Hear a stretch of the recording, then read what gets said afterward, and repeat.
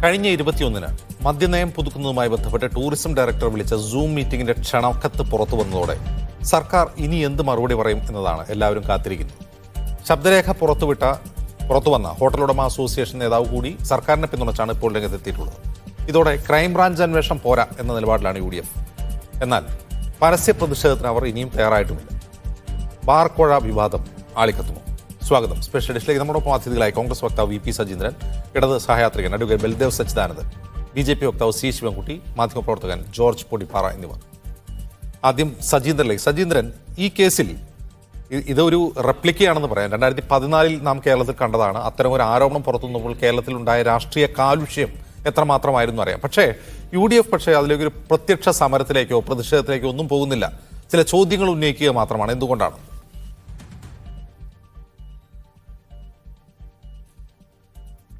അല്ല, ഇതിൻ്റെ അകത്ത് ജുഡീഷ്യൽ അന്വേഷണം ബഹുമാനപ്പെട്ട UDFൻ്റെ കൺവീനർ ശ്രീ MM ഹസൻ ഇന്നലെയാണ് ആവശ്യപ്പെട്ടിരിക്കുന്നത്.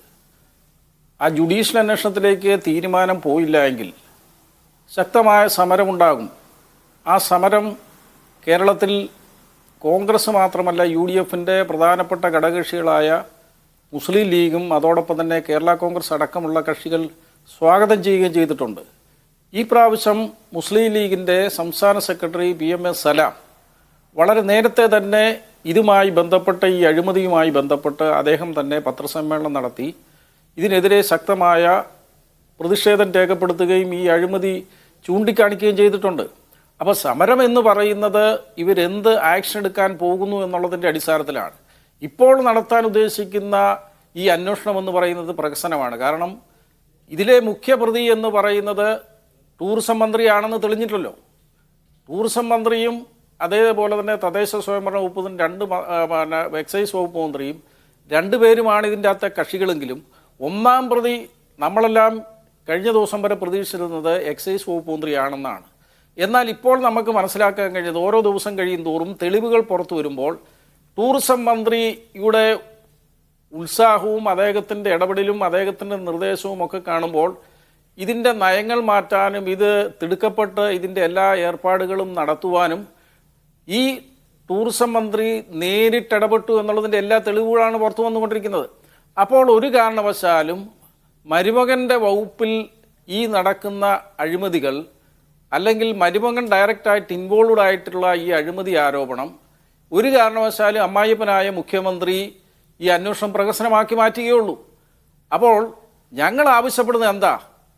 ബാറുകൾ നിർത്തലാക്കിയപ്പോഴാണ് KM മാണി സാറിനെതിരെ അന്ന് അഴിമതി ആരോപണം കൊണ്ടുവന്നത്. ഇവിടെ ബാറുകൾ പുതിയതായി തുറന്നു കൊടുക്കുകയാണ് ചെയ്യുന്നത്. ബാറുകാർക്ക് അനുകൂലമായി ഒട്ടനവധി കാര്യങ്ങൾ ചെയ്തു കൊടുക്കുകയാണ് ഉണ്ടായിട്ടുള്ളത്. അപ്പോൾ അവിടെ അഴിമതി നടന്നു എന്ന് പറഞ്ഞു കഴിഞ്ഞാൽ ജനങ്ങൾക്ക് ബോധ്യമാകും. മാണി സാറിൻ്റെയും ഈ അഴിമതിയും തമ്മിൽ രണ്ട് വ്യത്യാസമുണ്ട്. മാണി സാർ ഒരു ബാറും തുറന്നു കൊടുത്തിട്ടില്ല. UDFൻ്റെ നയപരമായ തീരുമാനത്തിൻ്റെ അടിസ്ഥാനത്തിൽ ഈ കേരളത്തിലെ ബാറുകൾ ഘട്ടം ഘട്ടമായി നിർത്തുന്നതിൻ്റെ ഭാഗമായി ബാറുകൾ നിർത്തുകയാണ് ചെയ്തിരിക്കുന്നത്. വേണ്ടെന്ന് വെക്കുകയാണ്. അത് പകൽ പോലെ വെളിച്ചമല്ലേ? ബാർ നിർത്തുന്ന ആളുകൾക്ക് പണവുമായി ചെന്ന് ആരെങ്കിലും സ്വാധീനിക്കാൻ ശ്രമിക്കുമോ?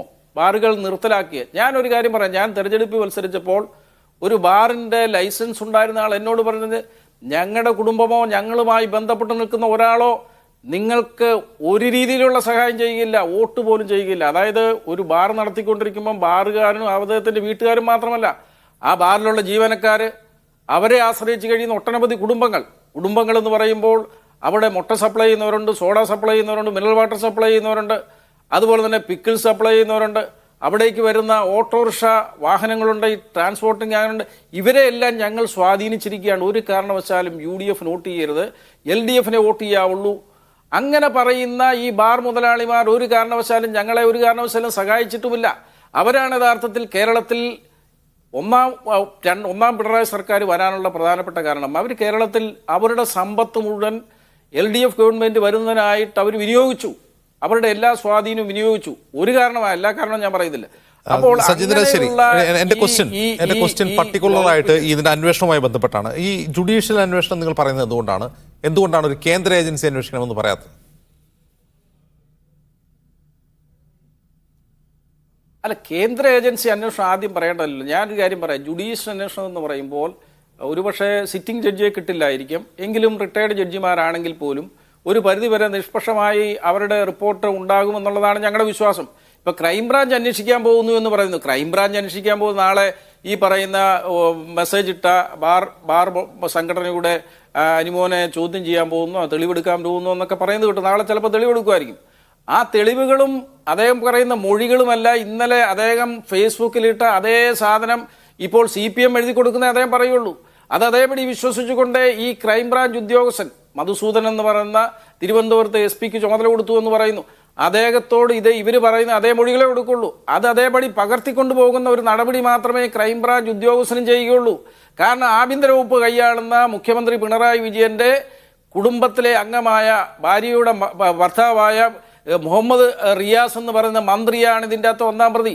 ഒരു കാര്യം മനസ്സിലാക്കട്ടെ അജിംസെ, ഈ ടൂറിസം മന്ത്രിക്ക് എങ്ങനെ ഈ എക്സൈസ് വകുപ്പിന്റെ യോഗം വിളിക്കാനുള്ള അധികാരം ഉണ്ടായി?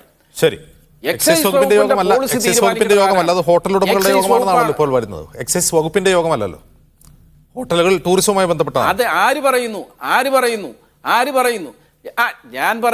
ഞാൻ ചോദിക്കട്ടെ, ഇങ്ങനെ രാവിലെ ഉച്ചയ്ക്കും വൈകിട്ടും മാറ്റി മാറ്റി പറഞ്ഞാൽ അത് വിശ്വസിക്കുന്നവരാണോ കേരളത്തിലെ ജനങ്ങൾ?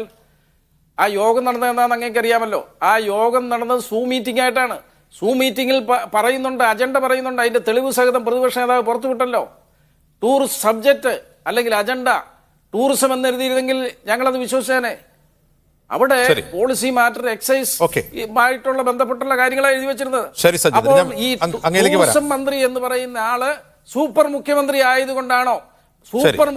ആയതുകൊണ്ടാണ് എല്ലാ വകുപ്പിലും കയറി അദ്ദേഹം ഇടപെട്ട് പണം കിട്ടുന്ന അഴിമതി കാണിക്കാൻ പറ്റുന്ന എല്ലാ വകുപ്പിലും കയറി അദ്ദേഹം ഇടപെട്ടുകൊണ്ട് ഇതുപോലെ യോഗം വിളിക്കുകയും അത് പിന്നീട് ഇന്നിപ്പോൾ ടൂറിസം ഡയറക്ടർ എന്തോ മാറ്റി പറഞ്ഞു എന്ന് പറയുന്നത് കേട്ടു. അനുമോൻ മാറ്റി പറഞ്ഞതുപോലെ മാറ്റി പറഞ്ഞതായിട്ടാണ് അറിയാൻ കഴിഞ്ഞത്. അത് അങ്ങനെ പലതും നടക്കും. പക്ഷേ ഒരു കാര്യം പറയാൻ ആഗ്രഹിക്കുന്നു, ഇതിൽ കൃത്യമായ അന്വേഷണം നടക്കണം. കാരണം കഴിഞ്ഞ ഇലക്ഷൻ കാലത്ത് തന്നെ ഇതിന്റെ ഒരു വിഹിതം തെരഞ്ഞെടുപ്പിന് വേണ്ടി വാങ്ങിച്ചിട്ടുണ്ടെന്നാണ് അറിയാൻ കഴിഞ്ഞത്.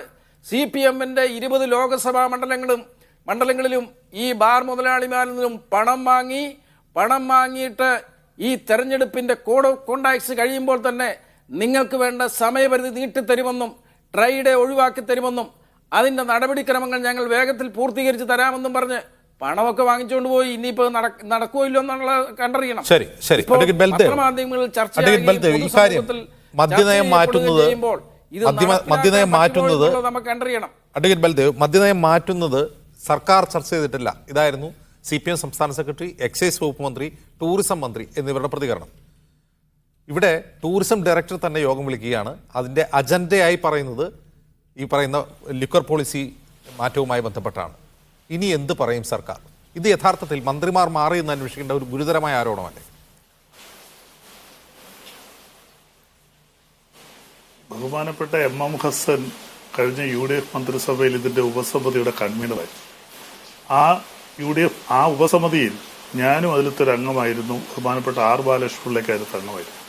അപ്പോൾ പുതിയ എക്സൈസ് പോളിസി തയ്യാറാക്കുക എന്നുള്ളതായിരുന്നു അവരുടെ ഉത്തരവാദിത്വം. അന്ന് ചെയ്യുന്നൊരു കാര്യമുണ്ട്, എക്സൈസ് പോളിസി തയ്യാറാക്കുമ്പോൾ ഇതുമായി ബന്ധപ്പെട്ട അനുബന്ധ വകുപ്പുകളിൽ നിന്ന് അഭിപ്രായങ്ങൾ നേടാറുണ്ട്. ആ അഭിപ്രായങ്ങളുടെ അടിസ്ഥാനത്തിലാണ് പുതിയതായ ഒരു അബ്കാരി പോളിസി തയ്യാറാക്കുന്നത്. ഇടതുപക്ഷ ജനാധിപത്യ മുന്നണി അധികാരത്തിൽ വരുമ്പോൾ അതിന്റെ ഇലക്ഷൻ മാനിഫെസ്റ്റോയിൽ തന്നെ പറഞ്ഞിട്ടുണ്ട്, ഞങ്ങൾക്ക് പുതിയ ഒരു അബ്കാരി നയം ഉണ്ടാകും. അതിന്റെ അടിസ്ഥാനത്തിലാണ് തീർച്ചയായിട്ടും ടൂറിസം ഡയറക്ടർ വിളിച്ചിട്ടുണ്ടെങ്കിൽ മദ്യനയം ഏറ്റവും കൂടുതൽ പരിഷ്കരിക്കപ്പെടേണ്ടത് ടൂറിസം മേഖലകളിലാണ്. നമ്മൾ വിദേശ രാജ്യത്തൊക്കെ അജിംസ് പോയിട്ടുണ്ടെങ്കിൽ അറിയാം, ഏറ്റവും കൂടുതലായിട്ട് ടൂറിസം വിശേഷിച്ചും മുസ്ലിം രാജ്യമായ ദുബൈ, അതുപോലെ തന്നെ ഇന്തോനേഷ്യ, അവിടെയൊക്കെ ഞാൻ പോയിട്ടുണ്ട്. അവിടെ എല്ലാ ടൂറിസം മേഖലകളിൽ അവർക്ക് വരുന്ന ടൂറിസ്റ്റുകൾക്ക് യഥേഷ്ടമായിട്ട് മദ്യവും അതുപോലെയുള്ള സ്റ്റാർ ഹോട്ടലുകളിൽ അതിന് വേണ്ടുന്ന എല്ലാ ഫെസിലിറ്റികളും ഒരുക്കും. അപ്പോൾ അതുമായി ബന്ധപ്പെട്ട് ടൂറിസം മേഖലകളിൽ കേരളത്തിലുള്ള ഏറ്റവും വലിയ പരാജയം ഈ മദ്യം നമ്മൾ നിരോധിച്ചു. 2015 UDF ഗവൺമെന്റ് ബാറുകൾ നിരോധിച്ചപ്പോൾ അന്നത്തെ ടൂറിസ്റ്റ് ഓപ്പറേറ്റർമാർ പ്രധാനമായിട്ട് പറഞ്ഞത് സ്റ്റാർ ഹോട്ടലുകളിൽ നേരത്തെ ബുക്ക് ചെയ്തിരുന്നത് പലതും ക്യാൻസലായി, പല പരിപാടികളിൽ കേരളത്തിൽ നിന്ന് പോകുന്നു. അപ്പോൾ ടൂറിസം മേഖല മദ്യ വ്യവസായ രംഗത്ത് മാത്രമല്ല ടൂറിസ്റ്റുകളെ ആകർഷിക്കുന്നതിൽ ഏറ്റവും പ്രധാനപ്പെട്ട ഒരു ഘടകമാണ് മദ്യം എന്ന് പറയുന്നത്. വിദേശത്തുനിന്നും മറ്റ് സംസ്ഥാനങ്ങളിൽ നിന്നും വരുന്ന, അതുപോലെ തന്നെ ഇവിടെ പല മീറ്റിങ്ങുകളും നടക്കാറുണ്ട്. അപ്പം മദ്യമേഖലയിൽ പുതിയതായിട്ട് ഗവൺമെന്റ് പുതിയൊരു എക്സൈസ് പോളിസി കൊണ്ടുവരുമ്പോൾ എന്തൊക്കെ മാറ്റങ്ങൾ ടൂറിസം മേഖലയ്ക്ക് നിർദ്ദേശിക്കാം? ടൂറിസം ഡയറക്ടർ ഒരുപക്ഷെ യോഗം വിളിച്ചിട്ടുണ്ടെങ്കിൽ വിളിച്ചു കാണും, ശരിയാണ്, ഞാൻ അംഗീകരിക്കുന്നു. യോഗം വിളിച്ചിട്ടുണ്ടെങ്കിൽ ടൂറിസം മേഖലയിൽ വരുത്തേണ്ട എന്തൊക്കെ മാറ്റങ്ങളാണ് എക്സൈസ് പോളിസിയിൽ ഉൾക്കൊള്ളേണ്ടത് എന്നുള്ള കാര്യങ്ങളായിരിക്കും അവിടെ ചർച്ച ചെയ്തത്. കാര്യം പ്രധാനമായിട്ട് എക്സൈസ് പിന്നെ പോളിസി മാറ്റത്തെ കുറിച്ച് സർക്കാർ ചർച്ചയെ ചെയ്തിട്ടില്ല എന്ന് മന്ത്രിമാർ കൈയെഴുകുമ്പോഴാണ് ടൂറിസം ഡയറക്ടർ ഇങ്ങനെ അഭിപ്രായങ്ങൾ ക്ഷണിക്കാനാണെങ്കിൽ പോലും ഒരു യോഗം വിളിക്കുന്നത്. ഒരു പോളിസി രൂപീകരണത്തിന്റെ ഭാഗമാണിത്. പിന്നെ ചർച്ച ചെയ്തില്ല എന്ന് കള്ളം പറയുന്നത് എന്തിനാണ്? ഇല്ല, അവിടെ ചർച്ച ചെയ്തില്ല എന്ന് പറയുന്നത് 100% യാഥാർത്ഥ്യമാണ്. കാരണം ഇടതുപക്ഷ ജനാധിപത്യ മുന്നണിയെ സംബന്ധിച്ച് ഞങ്ങളുടെ ഇലക്ഷൻ മാനിഫെസ്റ്റോയിൽ പറഞ്ഞിട്ടുണ്ട്, ആദ്യം അത് ഇടതുപക്ഷ മുന്നണിയിൽ ചർച്ച ചെയ്യും, അതിനുശേഷം അത് ക്യാബിനറ്റിൽ ചർച്ച ചെയ്യും. അങ്ങനെയാണ് എക്സൈസ് പോളിസി രൂപം കൊള്ളുന്നത്. പലരുടെയും അഭിപ്രായങ്ങൾ സ്വീകരിക്കും. അവർ പറയുന്നത് ശരിയാണ്, ക്യാബിനറ്റ് ചർച്ച ചെയ്തിട്ടില്ല, എക്സൈസ് മന്ത്രിസഭ ചർച്ച ചെയ്തിട്ടില്ല, മുന്നണി ഇത് ചർച്ച ചെയ്തിട്ടില്ല. ക്യാബിനറ്റിന്റെ അനുമതിയില്ലാതെ ഒരു മദ്യനയ പരിഷ്കരണത്തിന് സ്വയം ഇറങ്ങിത്തിരിക്കുകയാണ് ടൂറിസം വകുപ്പ് എന്ന് വിശ്വസിക്കണമോ നമ്മൾ നികുതിദായകർ? തീർച്ചയായിട്ടും ക്യാബിനറ്റിന്റെ ഒരു വകുപ്പിന് ചില കാര്യങ്ങൾ നിർദ്ദേശിക്കുന്നതിന് ക്യാബിനറ്റിന്റെ അനുമതി വേണമെന്നില്ല. ഞാൻ പല ഉപസമിതികൾ ഇരുന്നിട്ടുള്ള ആളാണ്. ക്യാബിനറ്റിന്റെ അനുമതി വേണമെന്നില്ല, അവർക്ക് ചില നിർദ്ദേശങ്ങൾ കൊടുക്കാം. ആ ക്യാബിനറ്റിന്റെ നിർദ്ദേശം അനുസരിച്ചല്ല അവർ നിർദ്ദേശങ്ങൾ കൊടുക്കുന്നത്. അതിനു മുമ്പ് തന്നെ ചിലപ്പോൾ ചീഫ് സെക്രട്ടറി തന്നെ ആവശ്യപ്പെടും, പുതിയ മദ്യനയം വരുന്നു, അല്ലെങ്കിൽ പുതിയ തൊഴിൽ നയം വരുന്നു, അല്ലെങ്കിൽ അങ്ങനെ വനമേഖലയിൽ പുതിയ നയം, ഇതിനകത്തൊക്കെ ബന്ധപ്പെട്ടിട്ടുണ്ട്. അപ്പോൾ ആ നയങ്ങൾ വരുമ്പോൾ അതുമായി ബന്ധപ്പെട്ട ഡിപ്പാർട്ട്മെന്റുകൾക്ക് അഭിപ്രായം പറയുന്നതിന് ചീഫ് സെക്രട്ടറിക്ക് നിർദ്ദേശം കൊടുക്കാം. അതിന് ക്യാബിനറ്റ് ഡിസിഷൻ വേണ്ട. ക്യാബിനറ്റ് ഡിസിഷനിലേക്ക് പിന്നീടാണ് പോകുന്നത്. അപ്പോൾ ആ തീരുമാനങ്ങളെല്ലാം കൂടെ സ്വരൂപിച്ച് ഇടതുപക്ഷ മുന്നണിയെ സംബന്ധിച്ച് LDFന്റെ കമ്മിറ്റിയിൽ വെക്കുകയും LDF അത് അംഗീകരിക്കുകയും അതിനുശേഷം അത് ക്യാബിനറ്റിൽ വെക്കുകയും ചെയ്യും. ആ ക്യാബിനറ്റ് അംഗീകാരം പുറത്തു വരുമ്പോഴാണ് ഇതിന്റെ തീരുമാനങ്ങളിലേക്ക് പോകുന്നത്. ഇവിടെ LDF ചർച്ച ചെയ്തോ, അങ്ങനെ ചർച്ച ചെയ്തിട്ട് ക്യാബിനറ്റിൽ കൊടുത്തോ? അതിനു മുമ്പ് ഈ വകുപ്പ് ഈ അഭിപ്രായ രൂപീകരണം നടത്തുന്നത് എങ്ങനെയാണ്? അങ്ങനെ ഒരു കരട് സർക്കാരിന്റെ മുമ്പിൽ വന്നോ? ഒരു വകുപ്പ് സ്വമേധയാ കുറെ നിർദ്ദേശങ്ങൾ സ്വീകരിച്ച് സർക്കാരിലേക്ക് കൊടുത്തു? അല്ല, ഇതിന്റെ ഒരു ക്രോണോളജി ഉണ്ടല്ലോ. ഉണ്ട്. അത് തന്നെയാണല്ലോ ശ്രീ ഗോവിന്ദ മാഷും പറഞ്ഞേ. CPM ചർച്ച ചെയ്തിട്ടില്ല, LDF ചർച്ച ചെയ്തിട്ടില്ല, ഗവൺമെന്റ് ഇത് ചർച്ച ചെയ്തിട്ടില്ല. ഗവൺമെന്റ് ഒരു ഡിപ്പാർട്ട്മെന്റ് മാത്രമാണ്. അവർക്ക് അതിന് നേരത്തെ ചെയ്യുന്നതുകൊണ്ടൊരു തെറ്റുമില്ലല്ലോ. ഒരു ഡിപ്പാർട്ട്മെന്റിന് മുൻകൂറായിട്ട് ഇന്ന കാര്യങ്ങൾ എക്സൈസ് പോളിസി വരുമ്പോൾ ചില മാറ്റങ്ങൾ ഉണ്ടാകണം. പ്രധാനമായിട്ട് അവിടെ എക്സൈസ് പോളിസികൾ വലുതായിട്ട് ചർച്ച ചെയ്തില്ല. കുറെ കാര്യങ്ങൾ അതുമായി അനുബന്ധമായി ചർച്ച ചെയ്തു. പ്രധാന അജണ്ട തന്നെ മദ്യനയത്തിൽ വരുന്ന മാറ്റത്തെ കുറിച്ച് ചർച്ച ചെയ്യാനാണെന്നാണ് അതിന്റെ അജണ്ട. ആ കത്ത് വായിച്ചാൽ എനിക്ക് മനസ്സിലാവും, ഇൻവിറ്റേഷൻ. ഞാൻ ആ കത്ത് വായിച്ചാണ് എൻ്റെ കയ്യിൽ ഇരിപ്പുണ്ടത്. ഞാൻ പറഞ്ഞല്ലോ, ആ ടൂറിസം മേഖലയിലാണ് നമുക്കറിയാം. കോൺഗ്രസ് ഗവൺമെന്റ് ഇരിക്കുമ്പോഴും ഇതിന് മുന്നിലുള്ള ഗവൺമെന്റ് ഇരിക്കുമ്പോഴും എല്ലാം ഒരു കാര്യം ഇവിടെ പ്രധാനമായിട്ട് ചർച്ച ചെയ്യുന്നു ജിംസ്. അതായത് ഒന്ന്, ഈ 1996 ശ്രീ AK ആന്റണി ചാരായം നിരോധിക്കുന്നത്. അതിന്റെ ദൂരവ്യാപം ദോഷം കേരളത്തിലുണ്ടായി, ഇല്ലെന്നല്ല, ഉണ്ടായി. ഒരു ബാറുള്ളവരെ എൻ്റെ നാട്ടിലൊക്കെ ഇപ്പോൾ അവർക്ക് 5-6 ബാറുണ്ട്. ആ ചാരായ നിരോധനം കൂടുതൽ കോടീശ്വരന്മാരെ ഇവിടെ സൃഷ്ടിക്കുകയും പാവത്തുങ്ങളെ കൂടുതൽ ദരിദ്രരാകുകയും ചെയ്തു. 2003 അതേ AK ആന്റണി തന്നെയാണ് ഡ്രൈ ഡേ കൊണ്ടുവരുന്നത്. ഡ്രൈ ഡേ എന്ന് പറഞ്ഞാൽ അവർ കൊണ്ടുവന്ന ഒരു വർഷത്തിൽ 12 ദിവസമാണ്, എല്ലാ മാസവും 1-ാം തീയതി. ദിവസേന മദ്യപിച്ച് ശീലിച്ചവര് ഇരട്ടി വില കൊടുത്ത് 1-ാം തീയതി വാങ്ങിച്ചു കുടിക്കും. അത് ബ്ലാക്കിൽ വാങ്ങിച്ചു കുടിക്കും. അപ്പോൾ ഗവൺമെന്റിനും നഷ്ടമാണ്, കുടിയാനന്മാർക്കും അത് നഷ്ടമാണ്. അതുകൊണ്ട് തന്നെയാണ് ഡ്രൈ ഡേ ഒഴിവാക്കണം. അതൊരു അശാസ്ത്രീയമായി AK ആന്റണി കൊണ്ടുവന്ന ഈ രണ്ട് കാര്യവും കേരളത്തിലെ മുഖ്യമന്ത്രിമാരുടെ കൂട്ടത്തിൽ ഇത്രയും അശാസ്ത്രീയമായ രണ്ട് കാര്യങ്ങൾ കൊണ്ടുവന്ന വേറൊരു മുഖ്യമന്ത്രി കേരളത്തിലുണ്ടായിട്ടില്ല. കരുണാകരനും ഉമ്മൻചാണ്ടിയും ഒക്കെ ഇവിടെ ഭരിച്ചല്ലോ. ഇത്രയും തെറ്റായ രണ്ട് കാര്യങ്ങൾ. കാരണം ജനങ്ങൾക്ക് കൂടുതൽ ദോഷകരമായ ലൈസൻസ് അനുവദിക്കുന്നതും സംബന്ധിച്ച നിർദ്ദേശങ്ങൾ എക്സൈസ് വകുപ്പ് തന്നെ എത്രയോ തവണ ഈ സർക്കാരിന് കൈമാറിയിട്ടുണ്ട്. സർക്കാർ തന്നെ ഇതിനു മുമ്പ് പറഞ്ഞിട്ടുണ്ട്. നിരവധി പുതിയ മദ്യനയത്തിൽ പുതിയ കാര്യങ്ങൾ കഴിഞ്ഞ ബജറ്റിൽ പോലും എക്സൈസ് മന്ത്രി പറഞ്ഞിരുന്നു. തദ്ദേശീയമായി വീര്യം കുറഞ്ഞ മദ്യം നിർമ്മിക്കുമെന്ന് സർക്കാരിന്റെ പോളിസിയാണെന്ന് പറഞ്ഞിരുന്നു. അപ്പോൾ ഇത്തരം കാര്യങ്ങളൊക്കെ സർക്കാരിന് മുമ്പിൽ ഉള്ളതാണ്. അപ്പോൾ ഇങ്ങനൊരു യോഗം വിളിക്കുക എന്ന് പറഞ്ഞാൽ പോളിസി മാറ്റാൻ പോകുന്നു എന്ന വിവരം ടൂറിസം വകുപ്പിനുണ്ട്. അപ്പോൾ പുതുതായിട്ട് എന്തെങ്കിലും പറയാനുണ്ടോ എന്ന് ചോദിക്കാൻ വേണ്ടി വിളിക്കാം, ഓക്കെ. പക്ഷെ ഇവിടുത്തെ പ്രശ്നം അതല്ല. ഇതിന്റെ മറവിൽ പണപ്പിരിവ് നടന്നതിന്റെ തെളിവാണ് പുറത്തു വന്നത്. ഇത് അന്വേഷിക്കേണ്ടതെന്നാണ് ചോദ്യം. ഇത്രയൊക്കെ ആരോപണമേ ബിജു രമേശ് 2014 ഉന്നയിച്ചിരുന്നുള്ളൂ. അല്ല, അത് ഇതുമായിട്ട് ഒത്തിരി വ്യത്യാസമുണ്ട്. അന്ന് നടന്ന സംഭവം അജിംസിന് ഒരു പക്ഷേ ഈ മാധ്യമ രംഗത്തേക്കുകൊണ്ട് അറിയാമായിരിക്കും. അന്ന് KM മാണി സാറ് UDF വിട്ട് LDFിലേക്ക് പോവുകയും LDF ചെന്ന് മുഖ്യമന്ത്രിയാകാൻ ശ്രമം നടത്തുന്നു. അന്ന് UDFന് 72 MLA-മാരാണുള്ളത്. ഭൂരിപക്ഷം ഇല്ലാത്ത ഗവൺമെന്റ് കഷ്ടിച്ചു നിൽക്കുകയായിരുന്നു.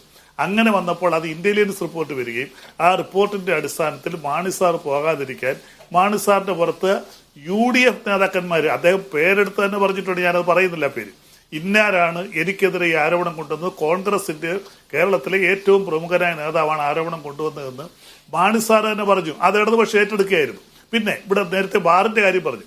അന്ന് എക്സൈസ് ഡിപ്പാർട്ട്മെന്റിൽ തന്നെ 2015 റിപ്പോർട്ട് വന്നു. എന്താ? കേരളത്തിൽ പ്രവർത്തിക്കുന്ന അന്ന് 712 ബാറുകളുണ്ട് കേരളത്തിൽ.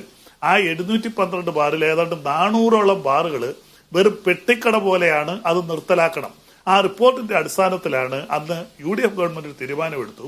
3 സ്റ്റാർ മുതൽ മുകളിലോട്ടുള്ള ഹോട്ടലുകൾക്ക് മാത്രമേ ബാർ അനുവദിക്കാവൂ. അന്ന് ഉമ്മൻചാണ്ടിയും VM സുധീരനും തമ്മിലുള്ള ഈഗോ ക്ലാഷ് ആണ്. ഉമ്മൻചാണ്ടി അവസാനം ഒരു തീരുമാനത്തിലെത്തി, എന്താ, 5 സ്റ്റാർ ഒഴികെ ബാക്കി എല്ലാ ഹോട്ടലുകളുടെയും ബാർ ലൈസൻസ് നിരോധിക്കാൻ. അങ്ങനെയാണ് UDF ഗവൺമെന്റ് ഇറങ്ങിപ്പോകുമ്പോൾ ഈ ബാറിന്റെ എണ്ണം 32 കുറഞ്ഞത്. അല്ല, UDF ഗവൺമെന്റ് മദ്യനിരോധനം നടപ്പിലാക്കിയല്ല, അത് കോൺഗ്രസിനകത്തും മാണി സാറിനെ ഒതുക്കാൻ കോൺഗ്രസിന്റെ പ്രമുഖനായ നേതാവ് ചെയ്യുകയും VM സുധീരനും അന്നത്തെ മുഖ്യമന്ത്രി തമ്മിലുള്ള ഈഗോ ക്ലാഷിന്റെ ഫലമായിട്ട് 5 സ്റ്റാറും 4 സ്റ്റാറും ഒഴികെയുള്ള എല്ലാ ബാറിന്റെ ലൈസൻസുകൾ നിരോധിച്ചു. പിന്നീട് അവർ തീരുമാനിച്ചു ഇനി മുതൽ 3 സ്റ്റാർ ഉള്ളവർക്ക് ബാർ കൊടുക്കാമെന്ന് UDF ഗവൺമെന്റ് തന്നെ തീരുമാനിച്ചത്. ആ തീരുമാനത്തിന്റെ അടിസ്ഥാനത്തിലാണ് ഇപ്പോൾ ശരിയാണ് 801 ബാറുകൾ കേരളത്തിൽ പ്രവർത്തിക്കുന്നുണ്ട്. 2015 നിരോധിക്കുമ്പോൾ 712 ബാറുകൾ ഉണ്ടായിരുന്നു. ഇപ്പോൾ 801. ഇവിടെ ഒത്തിരി ബാറിന് ഞങ്ങൾ ലൈസൻസ് കൊടുത്തു എന്ന് പറയുന്നു. 8 വർഷമായിട്ട് അധികമായിട്ട് വന്ന് വെറും 85 ബാറാണ്. അന്ന് 712 ബാർ, ഇപ്പൊ 801 ബാർ. അന്ന് UDFന്റെ തീരുമാനമായിരുന്നു 3 സ്റ്റാർ മുതൽ മുകളിലോട്ടുള്ള ഹോട്ടലുകൾക്ക്, സ്റ്റാർ ഹോട്ടലുകൾക്ക് ബാർ കൊടുക്കാവുന്നു. അത് ITDC അത് അംഗീകരിക്കുന്നുണ്ട്. ഓക്കെ, ശരി. ഞാൻ അത് 2 കേസ് തമ്മിൽ 2 ഒരു സംശയം എനിക്കുണ്ട്. സജീന്ദ്രൻ, ഞാൻ വരാം. ഒരുപാട് സംശയങ്ങളുണ്ട് അതിൽ, ഞാൻ വരാം. സജീന്ദ്രൻ, ശ്രീ C ശിവൻകുട്ടി, ഒരു മദ്യനയ അഴിമതി കേസിൽ ഒരു മുഖ്യമന്ത്രിയെ പിടിച്ച് ജയിലിട്ടിരുന്നു CBIയും EDയും എല്ലാം ചേർന്ന്. ഇവിടെ ഇന്ത്യ മുന്നണിയുടെ ഭാഗമായ 2 രാഷ്ട്രീയ പാർട്ടികളാണ് പ്രതിപക്ഷവും ഭരണപക്ഷവും. അവർ പരസ്പരം ആരോപണം ഉന്നയിക്കുമ്പോൾ പോലും ഒരു കേന്ദ്ര ഏജൻസി അന്വേഷിക്കണമെന്ന് ആവശ്യപ്പെടുന്നില്ല കോൺഗ്രസ്. അതിന് പിന്നിൽ കൃത്യമായ രാഷ്ട്രീയമുണ്ട്. കാരണം ഇവിടെ നിങ്ങൾ ഇടപെട്ടാൽ എന്താണ് സംഭവിക്കുക എന്ന് അവർക്ക് നന്നായി അറിയാം. ഈ കേസിൽ ആരന്വേഷിക്കണമെന്നാണ് നിങ്ങളുടെ നിലപാട്?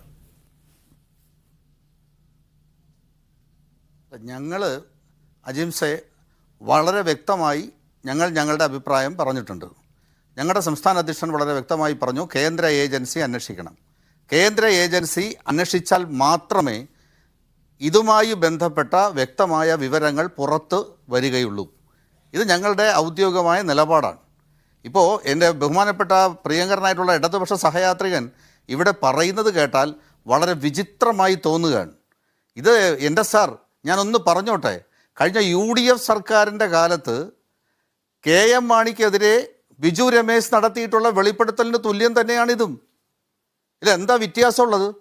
നിങ്ങളുടെ അബ്കാരി നയമല്ല ഇവിടുത്തെ വിഷയം. നിങ്ങളുടെ അബ്കാരി നയം നിങ്ങൾ നടപ്പിലാക്കിക്കോ. നിങ്ങൾ പ്രകടന പത്രികയിൽ പറഞ്ഞിട്ടുണ്ട് അബ്കാരി നയം എന്നൊക്കെയാണ് നിങ്ങൾ പറയുന്നത്. പക്ഷെ നിങ്ങൾ അത് നടപ്പിലാക്കിക്കോ, അതല്ല വിഷയം.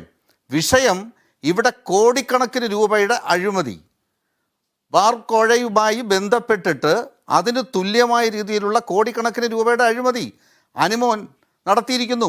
ഈ അനുമോൻ എന്ന് പറയുന്ന കഥാപാത്രം 2014 ഈ അനുമോൻ്റെ വെളിപ്പെടുത്തലാണ്. അന്ന് 24 മിനിറ്റ് ദീർഘമുള്ള വീഡിയോ ആയിരുന്നു. ഇന്നും അതിന് തുല്യമായിട്ടാണ് അനുമോൻ നടത്തിയിരിക്കുന്നത്. അനുമോൻ ഇന്ന് മലക്കം പറഞ്ഞിട്ടുണ്ട്.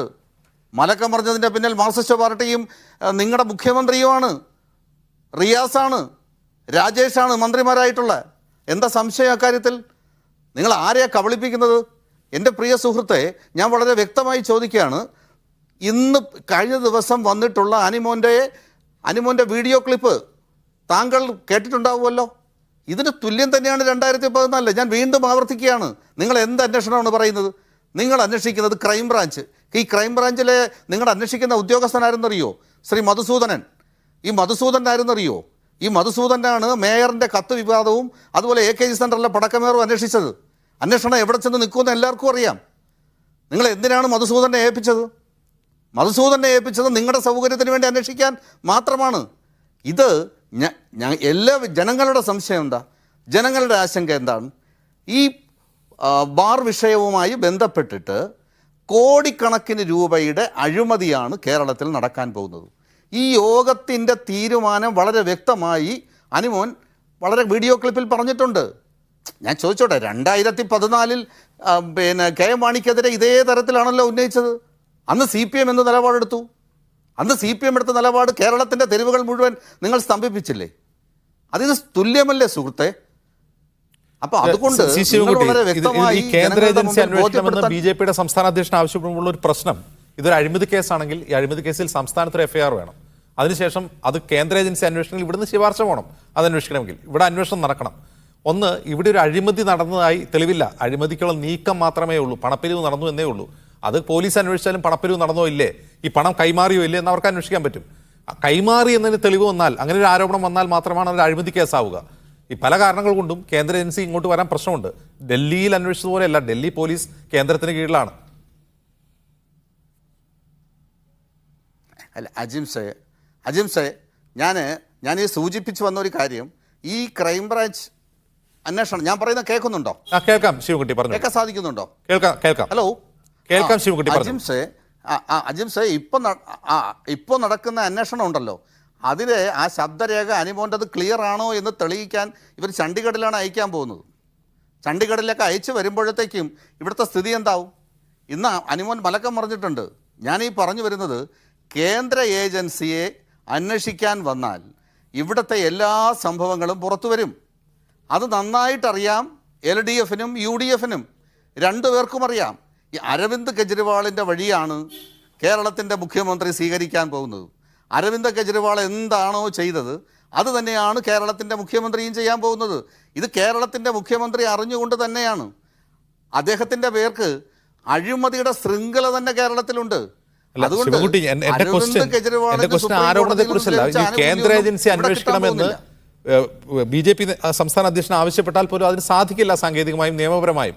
കാരണം ഇവിടെ ഒരു ഏജൻസി അന്വേഷണം, അല്ലെങ്കിൽ കോടതിയിൽ പോയി ആരെങ്കിലും ഇത് CBI അന്വേഷണത്തിന് വിടണം. ഇത് രണ്ടും നടക്കണം. കോടതിയിൽ CBI അന്വേഷിക്കണമെന്ന് ആവശ്യപ്പെട്ടെങ്കിൽ പോലും ഒരു അഴിമതി കേസ് അന്വേഷിക്കാനുള്ള ഒരു FIR ഇവിടെ വേണം. ഇവിടെ അഴിമതി നടന്നോ ഇല്ലേ എന്ന് പോലും അറിയില്ല, പണപ്പിരിവ് നടന്നു എന്ന് മാത്രമേ അറിയുള്ളൂ. അജിംസെ, ഇത് അഴിമതിയാണെന്ന് അന്വേഷിച്ച് FIR ഇടേണ്ടത് സംസ്ഥാനത്തെ അന്വേഷണ ഏജൻസികളാണല്ലോ. ഈ സംസ്ഥാനത്തെ അന്വേഷണത്തെ ഏജൻസി ഇപ്പോൾ ക്രൈംബ്രാഞ്ചിനെയാണല്ലോ ഏൽപ്പിച്ചിരിക്കുന്നത്. ഈ ക്രൈംബ്രാഞ്ച് FIR ഇടാൻ പോകുന്നുണ്ടോ? ക്രൈംബ്രാഞ്ച് ഇപ്പോൾ എന്താ ചെയ്യാൻ പോകുന്നത്? ഇവിടെ ഞാൻ നേരത്തെ സൂചിപ്പിച്ചില്ലേ, മധുസൂദനാണ് അന്വേഷിക്കുന്നത്. മധുസൂദനെ അന്വേഷിക്കുമ്പോൾ അത് FIR ഇടുമോ? FIR ഇട്ട് വ്യക്തമായി ജനങ്ങളുടെ മുമ്പിൽ വരുമോ? ഭരിക്കുന്ന ഗവൺമെൻറ് അതിന് അനുവദിക്കുമോ? ഈ ഗവൺമെൻറ് അതിന് തയ്യാറാവുമോ? ഈ ഗവൺമെൻറ് അതിന് തയ്യാറാവില്ല. അതിൻ്റെ ഭാഗമാണ് അനിമോൻ്റെ മലക്കം മറിച്ചിൽ. അനിമോൻ എന്ന് എന്താ പറഞ്ഞിരിക്കുന്നത്? അനിമോൻ പറഞ്ഞിരിക്കുന്നത് ഇത് വസ്തു വാങ്ങാൻ വേണ്ടിയിട്ടാണ്, ആസ്ഥാന മന്ദിരം വാങ്ങിക്കാൻ വേണ്ടിയിട്ടാണ്. ഈ ജനങ്ങളുടെ മുമ്പിൽ ഇത്രയും വലിയ വീഡിയോ ക്ലിപ്പ് പുറത്ത് വന്നിട്ട് ആ വീഡിയോ ക്ലിപ്പ് നമ്മളെല്ലാവരും കേട്ടതിന് ശേഷം ഇന്ന് അനിമോൻ പറഞ്ഞിരിക്കുന്നത് എന്താണ്? ആ വീഡിയോ ക്ലിപ്പിൽ ഞാൻ പറഞ്ഞതിൻ്റെ ഉദ്ദേശശുദ്ധി ജനങ്ങൾ മനസ്സിലാക്കിയിട്ടില്ല, മാധ്യമങ്ങൾ തെറ്റിദ്ധരിപ്പിച്ചതാണ്, വളച്ചൊടിച്ചതാണ്. അനിമോൻ മലക്കം പറഞ്ഞിരിക്കുകയാണ്. ആസ്ഥാന മന്ദിരത്തിന് വേണ്ടിയിട്ടാണ് ഫണ്ടെന്നാണ് പറഞ്ഞിരിക്കുന്നത്. അതിന്റെ അർത്ഥം എന്താണ്? അജിംസെ, ഇത് നഗ്നമായ അഴിമതിയാണ്. ശരി, ശ്രീ ജോർജ് പൊടിപ്പാറ, ഇവിടെ സർക്കാർ ഈ മദ്യനയം മാറ്റുന്നത് ചർച്ച ചെയ്തിട്ടേയില്ല എന്ന് രണ്ട് മന്ത്രിമാർ ആവർത്തിച്ചു പറഞ്ഞു. ഒന്ന് MP രാജേഷും ഒന്ന് മുഹമ്മദ് റിയാസും. സർക്കാർ അറിഞ്ഞിട്ടില്ല. സർക്കാർ അറിയാതെ എങ്ങനെയാണ് മദ്യനയ മാറ്റത്തെ കുറിച്ചുള്ള ഇനി നിർദ്ദേശങ്ങൾ സ്വീകരിക്കാനാണെങ്കിൽ പോലും? ഒരു നിമിഷം ഞാൻ വരാം. ഒരു മിനിറ്റ്. ശ്രീ ജോർജ് പൊടിപ്പാറ, ഈ എങ്ങനെയാണ് സർക്കാർ അറിയാതെ ടൂറിസം ഡയറക്ടർ ഇങ്ങനെ ഒരു നടപടിയുമായി മുന്നോട്ട് പോകുക, ഒരു ഇനിഷ്യേറ്റീവ് എടുക്കുന്നത് എങ്ങനെയാണ്? വേണമെങ്കിൽ മദ്യനയമാറ്റത്തിലേക്കുള്ള വിശദാംശങ്ങൾ നേരത്തെ തന്നെ ഹോട്ടൽ ഉടമകൾ സർക്കാരിന് മുമ്പിൽ വച്ചിട്ടുണ്ട്. സർക്കാരിന് തന്നെ അതേക്കുറിച്ച് കാഴ്ചപ്പാടുകളുണ്ട്. ഇങ്ങനെ ഒരു മീറ്റിംഗ് നടക്കണമെങ്കിൽ അത് മന്ത്രി അറിയാതെ നടക്കുമോ ശ്രീ ജോർജ് പൊടിപ്പാറ? സാമാന്യയുക്തിയിൽ നമ്മുടെയൊക്കെ ഒരു അനുഭവം വെച്ചും നമ്മുടെ പത്രപ്രവർത്തക ആ ഒരു പരിചയമൊക്കെ വെച്ചിട്ട് നമുക്കറിയാം, ഇത് ആ വകുപ്പ് മന്ത്രിയെങ്കിലും അറിയാതെ ഇത്തരത്തിലൊരു യോഗം വിളിക്കാൻ ടൂറിസം വകുപ്പ് ഡയറക്ടർക്ക് കഴിയില്ല. ഒരുപക്ഷെ മുഖ്യമന്ത്രി അറിഞ്ഞിട്ടുണ്ടോ അല്ലെങ്കിൽ എക്സൈസ് വകുപ്പ് മന്ത്രി അറിഞ്ഞിട്ടുണ്ടോ എന്നുള്ള ചോദ്യമൊക്കെ അവിടെ നിൽക്കട്ടെ. ഏറ്റവും മിനിമം ടൂറിസം വകുപ്പ് മന്ത്രി അറിയാതെ ടൂറിസം വകുപ്പ് ഡയറക്ടർ ഇങ്ങനെ ഒരു സൂം മീറ്റിംഗ് നടത്തും. ആ സൂം മീറ്റിംഗ്, അങ്ങനെ ഒരു മീറ്റിംഗേ നടന്നിട്ടില്ല. ഇത് സംബന്ധിച്ച് യാതൊരു ആലോചനയും നടന്നിട്ടില്ല. അങ്ങനെ ഒരു കാര്യം മന്ത്രിസഭ ചർച്ച ചെയ്തിട്ടില്ല. അതുപോലെ തന്നെ ഇടതുമുന്നണി ചർച്ച ചെയ്തിട്ടില്ല. ഒരിടത്തും ഒരു ചർച്ചയും ഒരു തലത്തിലും നടന്നിട്ടില്ല എന്ന് ഈ അനിമോന്റെ ഈ ശബ്ദരേഖ പുറത്തു വന്ന നിമിഷം തന്നെ, അല്ലെങ്കിൽ അതിന്റെ തൊട്ട് പിന്നാലെ എക്സൈസ് വകുപ്പ് മന്ത്രി വളരെ കട്ടായം പറഞ്ഞതാണ്. അതിന്റെ തുടർച്ചയെന്നോണം ടൂറിസം വകുപ്പ് മന്ത്രി പറയാനുള്ളത് എല്ലാം എക്സൈസ് മന്ത്രി പറഞ്ഞു കഴിഞ്ഞു, ഇനി എനിക്ക് ഒന്നും പറയാനില്ല, അതിനപ്പുറത്ത് യാതൊന്നും പറയേണ്ട ആവശ്യമില്ല എന്ന രീതിയിലാണ് അന്ന് ടൂറിസം മന്ത്രി പ്രതികരിച്ചത്, മുഹമ്മദ് റിയാസ് പ്രതികരിച്ചത്. അപ്പൊ ഈ രണ്ട് മന്ത്രിമാരും പറഞ്ഞത് കൂട്ടി വായിക്കുമ്പോൾ അല്ലെങ്കിൽ അതിന്റെ ഒരു രത്നച്ചുരുക്കം എടുത്താൽ ഒരു ആലോചനയും നടക്കാത്ത ഒരു വിഷയത്തിൽ ഈ ബാർ ഉടമകളുടെ സംഘടന ഇങ്ങനെ ഒരു ശബ്ദരേഖ പുറത്തു വിട്ടിട്ടുണ്ടെങ്കിൽ അത് അവരുടെ മാത്രം കാര്യമാണ്. അതിൽ മന്ത്രിസഭയുടെയോ മുന്നണിയുടെയോ വകുപ്പുകളുടെയോ ഒരു ബന്ധവും അല്ലെങ്കിൽ അങ്ങനെ ഒരു ബന്ധം ആർക്കും ആരോപിക്കാൻ കഴിയില്ല എന്നാണ് അവർ ആവർത്തിച്ച് പറഞ്ഞതും സ്ഥാപിച്ചതും. പക്ഷെ ഇപ്പോ അജിംസെ നമുക്ക് തന്നെ അറിയാം, ഇങ്ങനെ പറഞ്ഞതിന് ശേഷം ടൂറിസം വകുപ്പ് ഡയറക്ടറുടെ ഒരു സൂം മീറ്റിംഗ് നടക്കുന്നു. അതിന്റെ അജണ്ട വളരെ കൃത്യമായിട്ട് മദ്യനയവുമായി ബന്ധപ്പെട്ട കാര്യങ്ങളാണെന്നുള്ള കാര്യം പുറത്തു വരുന്നു. അതിൽ ആ സൂം മീറ്റിംഗിൽ ഫെഡറേഷന്റെ പ്രസിഡന്റ് ശ്രീ വി ശ്രീകുമാർ പങ്കെടുത്തിരുന്നതായിട്ട് പുറത്തു വരുന്നു. എന്നിട്ടും ശ്രീ ബൽദേവിനെ പോലുള്ള ആളുകൾ ഇരുന്ന് ആവർത്തിച്ച് പറയുന്ന കാര്യം ഇതിൽ ഒരാലോചനയും നടന്നിട്ടില്ല, ഇതൊരു പതിവ് കാര്യം മാത്രമാണ്, ഇതിനു മുമ്പും സബ് കമ്മിറ്റികൾ ഇങ്ങനെ പലതും ചെയ്തിട്ടുണ്ട് എന്നൊക്കെ പറയുമ്പോൾ സത്യത്തിൽ അതൊക്കെ എത്രത്തോളം നമുക്ക് വിശ്വസിക്കാൻ കഴിയുന്ന കാര്യമാണ്? ഇത് വളരെ കൃത്യമായി നമുക്കറിയാം. മദ്യനയം, തെരഞ്ഞെടുപ്പ് പെരുമാറ്റച്ചട്ടത്തിന്റെ ആ സമയം കഴിഞ്ഞാലുടൻ മദ്യനയം സംബന്ധിച്ച് ഔദ്യോഗിക തലത്തിൽ അല്ലെങ്കിൽ ഉന്നത തലത്തിൽ മന്ത്രിസഭാ തലത്തിലും മുന്നണി തലത്തിലും പാർട്ടി തലത്തിലും ഒക്കെ ചർച്ചകൾ നടക്കാൻ പോകുന്നു. നേരത്തെ തന്നെ ഈ ബാർ ഉടമകളുമായിട്ട് സർക്കാരിന്റെ അനൌദ്യോഗിക അല്ലെങ്കിൽ പാർട്ടിയുടെയോ മറ്റു തലത്തിലോ ടൂറിസം ഡയറക്ടർ മീറ്റിംഗിലോ ഏതെങ്കിലും തലത്തിൽ ഒരു ധാരണ ഉരുത്തിരിഞ്ഞിട്ടുണ്ട്. എന്താണ് ആ ധാരണ? രണ്ട് കാര്യങ്ങളാണ് അവർ പ്രധാനമായിട്ട് ആവശ്യപ്പെടുന്നത് കാലങ്ങളായിട്ട്. അതിലൊന്ന് ഈ 1-ാം തീയതിയുള്ള ഡ്രൈ ഡേ, എല്ലാ മാസവും 1-ാം തീയതിയുള്ള ഡ്രൈ ഡേ പിൻവലിക്കുക എന്ന് പറഞ്ഞാൽ അവർക്ക് വർഷത്തിൽ 12 ദിവസം കൂടി ബാറുകൾ തുറന്ന് പ്രവർത്തിക്കാൻ കഴിയും.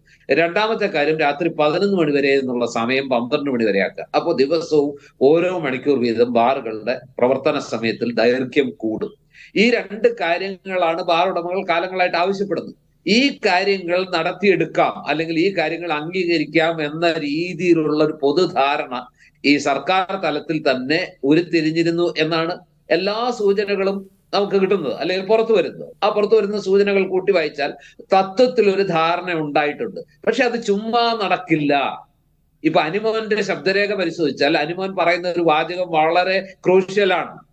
നമുക്ക് അങ്ങനെ വലിയ ബന്ധങ്ങളൊന്നുമില്ല, നമുക്ക് അങ്ങനെ ഇല്ലാത്തിടത്തോളം കാലം കാര്യം നടക്കണമെങ്കിൽ, നമ്മൾ ആവശ്യപ്പെടുന്ന കാര്യം നടക്കണമെങ്കിൽ കൊടുക്കേണ്ടത് കൊടുക്കണം, കിട്ടേണ്ടവർക്ക് കിട്ടേണ്ടത് കിട്ടണം. അല്ലാതെ അങ്ങോട്ട് കൊടുക്കാതെ ഇങ്ങോട്ടൊന്നും കിട്ടാനുള്ള ഒരു സാധ്യതയുമില്ല. അതുകൊണ്ട് നിങ്ങൾ എല്ലാവരും ഏറ്റവും പെട്ടെന്ന് 2.5 ലക്ഷം രൂപ വീതം ഇതിലേക്ക്, കമ്മിറ്റിയുടെ തീരുമാനമാണ്, സംസ്ഥാന കമ്മിറ്റി തീരുമാനിച്ചതാണ്, പ്രസിഡന്റിന്റെ അറിവോടെയാണ് ഞാനിത് ആവശ്യപ്പെടുന്നതെന്ന് അദ്ദേഹം പറയുമ്പോൾ നമുക്ക് ആ ശബ്ദരേഖയെ ഒന്ന് നിഷ്പക്ഷമായിട്ട് വേറെ മുൻവിധികളൊന്നുമില്ലാതെ കേട്ടാൽ അതിനകത്ത് എന്തെങ്കിലും തരത്തിലുള്ള ഒരു പ്രീ പ്ലാൻ, അതിനകത്ത് ഒരു മാനിപ്പുലേഷൻ ഉണ്ട് എന്ന് ചിന്തിക്കാൻ ഇത്തിരി ബുദ്ധിമുട്ടാണ്. സത്യം പറഞ്ഞാൽ ഇപ്പൊ ഇതിനെ ഇങ്ങനെ മത്സരിച്ച് അല്ലെങ്കിൽ വളരെ വിഷമിച്ച് ന്യായീകരിക്കുമ്പോൾ നമുക്ക് ഓർമ്മ വരുന്നത് ഇതിന്റെ പകുതി അല്ലെങ്കിൽ ഇത്തരം ഒരു ആരോപണം UDF ഭരിക്കുന്നു, UDFന്റെ പേരിലാണ് ഇങ്ങനെ അവരുടെ സംഘടനയിൽപ്പെട്ട ഒരാൾ ഇങ്ങനെ ഒരു ആരോപണം ഉന്നയിച്ചാൽ ഇടതുപക്ഷം ഏത് രീതിയിലാണ് ഇതിനോട് പ്രതികരിക്കുക? ഇപ്പൊ ബൽദേവ് പ്രതികരിച്ച രീതിയിൽ അല്ലെങ്കിൽ മറ്റു പലരും അവരുടെ എന്താ പറയാ ഈ ചർച്ചകളിലൊക്കെ പങ്കെടുക്കുന്ന അല്ലെങ്കിൽ ഔദ്യോഗികമായിട്ട് പാർട്ടിക്കും മുന്നണിക്കും വേണ്ടി പ്രതികരിക്കുന്നവർ ഇപ്പോൾ പറയുന്ന ഒരു ന്യായീകരണം നിലനിൽക്കുന്ന ന്യായീകരണമാണോ? ആരോ പറഞ്ഞതുപോലെ മലയാളികൾക്ക് എല്ലാം മനസ്സിലാവും, ഈ ബാർ മേഖലയായിട്ട് ബന്ധപ്പെട്ട് നടക്കുന്നതെല്ലാം കൊടുക്കൽ വാങ്ങലുകളാണ്. എന്ത് ആനുകൂല്യം കിട്ടണമെങ്കിലും കൊടുക്കലും വാങ്ങലും ഒക്കെ കൃത്യമായി നടന്നുകൊണ്ടിരിക്കുന്നുണ്ട്, അതെല്ലാ കാലത്തും. അപ്പോ KM മാണിയെ സംബന്ധിച്ച് ബിജു രമേശ് 1 കോടി രൂപ വാങ്ങി എന്ന് പറഞ്ഞതും ഒരു വിഷമവും ഇല്ലാതെ, ഒരു മനസാക്ഷി കുത്തുമില്ലാതെ വേദവാക്യം പോലെ ഉൾക്കൊള്ളാനും അതനുസരിച്ച് അത് അംഗീകരിച്ച് അത് വിശ്വസിച്ച് പ്രചണ്ഡമായ സമരം നടത്താനും ഇടതുമുന്നണിക്ക് ഒരു വിഷമം ഉണ്ടായില്ല. അതെല്ലാം 100% ശരി. അന്ന് ഇതുപോലെ ബാർ ഉടമകളുടെ അസോസിയേഷൻ പറഞ്ഞതല്ലേ? ബൽദേവിനോട് എനിക്ക് ചോദിക്കാനുള്ളതാണ്. അന്നും അസോസിയേഷൻ പറഞ്ഞു ഇങ്ങനെ ഒരു പിരിവ് നടന്നിട്ടില്ല, ഞങ്ങൾ ആരുടെയും പൈസ പിരിച്ചിട്ടില്ല, നിങ്ങൾ കണക്കുകൾ പരിശോധിച്ചോ, അതില് അങ്ങനെ ഒരു പിരിവിന്റെ കാര്യം അസോസിയേഷൻ അറിഞ്ഞിട്ടേ ഇല്ല എന്ന് പറഞ്ഞപ്പോ അതൊക്കെ ഭരണകക്ഷിയുടെ സ്വാധീനത്തിന് വഴങ്ങി കാര്യങ്ങൾ നടത്തിയെടുക്കാൻ വേണ്ടി ബാർ ഉടമകൾ പറയുന്നതാണെന്നല്ലേ പറഞ്ഞത്? എന്തുകൊണ്ട് ഇപ്പോ ഈ അനുമോൻ സമ്മർദ്ദത്തിന് വഴങ്ങി മലക്കം പറഞ്ഞെങ്കിലും അനുമോൻ ആദ്യം പറഞ്ഞ കാര്യങ്ങൾ കേരള സമൂഹത്തിന്റെ മുമ്പിലുണ്ട്. ആ വാക്കുകൾ അവിശ്വസിക്കാൻ നമുക്ക് ഇതുവരെയുള്ള നമ്മുടെ അനുഭവം വെച്ചും ഈ ബാർ മേഖലയായിട്ട് ബന്ധപ്പെട്ട കാര്യങ്ങളുടെ ഇതപര്യന്തമുള്ള ഈ എന്താ പറയാ ഇത്തരം കാര്യങ്ങൾ എല്ലാ കാലത്തും ഉണ്ടായിരുന്നതാണ്. അതുകൊണ്ട് തന്നെ ഇത് കൂട്ടിച്ചേർത്ത് വായിക്കുമ്പോൾ അനുമോൻ ആദ്യം പറഞ്ഞത് വിശ്വസിക്കാനാണ് പൊതുസമൂഹം ഇഷ്ടപ്പെടുക, പൊതുസമൂഹത്തിന് ബോധ്യപ്പെടുന്നതും അതാണ്. ഇപ്പൊ അനുമോൻ മലക്കം പറഞ്ഞിട്ടുണ്ടെങ്കിൽ അത് അതീവ സമ്മർദ്ദം അദ്ദേഹത്തിന്റെ മേലുണ്ടായിട്ടുണ്ടാവും. ബാറുടമകളുടെ ഭാഗത്തുനിന്ന് ഉണ്ടായിട്ടുണ്ടാവാം, സർക്കാരിന്റെ ഭാഗത്തുനിന്ന് ഉണ്ടായിട്ടുണ്ടാവാം, പാർട്ടികളുടെ ഭാഗത്തുനിന്ന് ഉണ്ടായിട്ടുണ്ടാകാം, അദ്ദേഹത്തിന്റെ കുടുംബത്തിൽ നിന്ന് പോലും ഉണ്ടായിട്ടുണ്ടാകാം. കാരണം എന്താന്ന് വെച്ചാൽ ഇത്തരത്തിലുള്ള വലിയൊരു ആരോപണം സർക്കാരിനെയും അതുപോലെ സംവിധാനത്തെയും മുന്നണിയെ ഒക്കെ പ്രതിക്കൂട്ടിലാക്കുന്ന ഒരു ആരോപണം ഉന്നയിച്ച് അനുമോൻ ഇവിടെ ബിസിനസ് നടത്താൻ പറ്റുമോ? അപ്പൊ സ്വാഭാവികമാണ് അനുമോൻ മലക്കം പറഞ്ഞത്. ഒറ്റക്കാര്യം ഉറപ്പിച്ചു പറയാം, ഇത് മന്ത്രിമാരോ അല്ലെങ്കിൽ മുന്നണിയോ പാർട്ടിയോ ഒന്നും അറിയാതെ ടൂറിസം വകുപ്പ് ഡയറക്ടർ ഒറ്റയ്ക്ക് ഇനിഷ്യേറ്റീവ് എടുത്ത് ഇങ്ങനെ ഒരു മീറ്റിംഗ് നടത്തില്ല. ആ മീറ്റിംഗിന്റെ അജണ്ട ഈ രീതിയിൽ സെറ്റ് ചെയ്യുകയില്ല. ആ അജണ്ട സെറ്റ് ചെയ്ത മീറ്റിംഗിൽ ബാർ ഉടമകളുടെ അസോസിയേഷന്റെ അല്ലെങ്കിൽ ഫെഡറേഷന്റെ പ്രസിഡന്റ് ശ്രീകുമാർ അടക്കമുള്ളവർ പങ്കെടുക്കുകയില്ല. ഇതൊന്നും നമുക്ക് ഈ പറയുന്ന ന്യായം ഒന്നും ജനത്തിന് ബോധ്യപ്പെടുത്താൻ കഴിയില്ല. ശ്രീ വി പി സജീന്ദ്രൻ, ഈ 2014 കേസിൽ പണം കൈമാറി എന്നായിരുന്നു ആരോപണം. പണം പിരിച്ചു എന്നല്ല, പണം കൈമാറി എന്നാണ്. ഇവിടെ പണം കൈമാറിയാതെ തെളിവൊന്നുമില്ല. പണപ്പിരിവ് നടക്കുകയാണ്, ഒരു പോളിസി മാറും എന്ന പ്രതീക്ഷയിൽ. അത് അഴിമതിയുടെ പരിധിയിൽ വരുമോ? അത് ആരന്വേഷിക്കാനാണ്?